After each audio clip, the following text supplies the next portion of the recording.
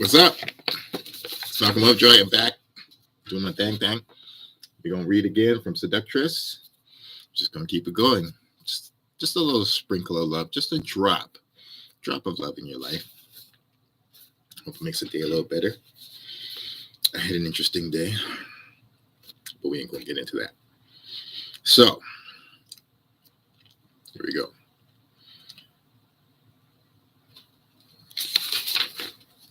I define the seductress as a powerful fascinator, able to get and keep the men of her choice, men who are good for her. Rarely discarded or two times, she successfully combines erotic supremacy with personal and vocational achievement. That automatically eliminates a number of pseudo-seductresses that eaten and colonized Marilyn Monroe, as we were discussing, the oft-dumped flunky Pamela Harriman, and such gophers to male genius as Alma Mahler. Still, I was left with more charmeuses than I could handle, some famous like Cleopatra, famous. Others obscure and forgotten like Pauline Viardot, the strikingly ugly soprano who seduced the world, Berlioz, Gounod, and most notoriously Ivan Turgenev, the literary Brad Pitt of his day, who lived with her and her husband in a 40-year menage a trois. See, she did some serious homework. Like she really went in trying to find women who were not, that saying, well-behaved women rarely make history. Yeah, unfortunately, these women didn't make history either, but they were not well-behaved. So peace to these seductresses. In the end, I had to limit my study to a mere sample, the world beaters. That's what I'm saying. Throughout, I encountered unexpected findings. The great Enchantresses, for starters, exploded all the seductress stereotypes.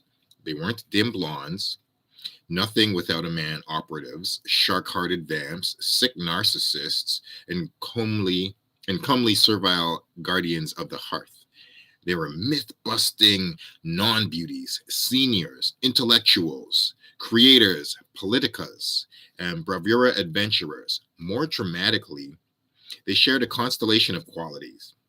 Androgyny, for example, nonconformity, and Abraham Maslow's criterion for psychological health, super vitality and self-actualization. I'm sorry that I'm not reading this as well as I normally do, but just her thoughts are going into untraditional places, and my brain is just, okay, bear with me. Just as strikingly, they followed similar erotic strategies. These, I discovered, mirrored the historic ars amatoria. This art of love tradition, which includes dozens of texts from Plato to the present, comprises a core set of erotic principles that have changed little throughout the ages. I don't care how much bullshit the internet and all these technology companies are inventing. Love is love is love is love is love, and that will never change. And you can never download love. Never. Anyways, sexologists warn us to beware of any absolutes in the realm of desire. Preferences are unique. Tastes vary way too much, but some women are universally bewitching. This is true. And some truths about romantic passion are timeless.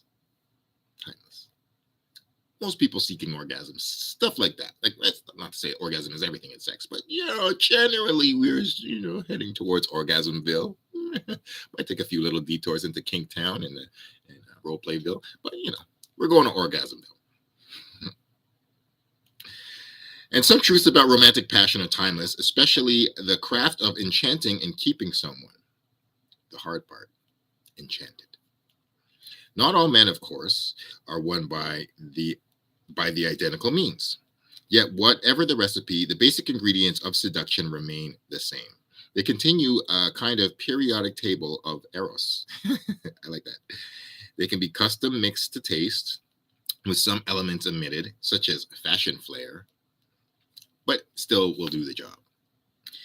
They're that potent, rooted in sexual turn-ons that go back to the Stone Age. Prehistory, in fact, may hold the key to the whole mystery of the megapower of the seductress and her ancient arts. The best scholarly evidence that a cult of the feminine principle probably existed throughout deep history. Seductresses, I theorize, pack such an erotic wallet because they plug into this ancient archetype embedded in the inherited unconscious of the species.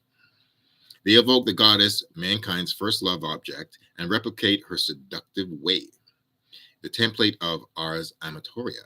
Men, in their libidinal depths, want a divinity to serve and adore. And a replay of the sexual themes that arose throughout the goddess worship, and a replay of the sexual themes that arose through goddess worship, where the erotic impulse, as we know it, took root. They want to be sent to paradise, bowled over, transfigured, and reborn. I know that's how I feel. I can relate. So we'll stop there. It's been 5 minutes of beauty. Think about that, though. It's never changed. Doesn't matter how many apps are open. It doesn't matter how many websites pop up or whatever. Love never changes. Pure love. See you soon.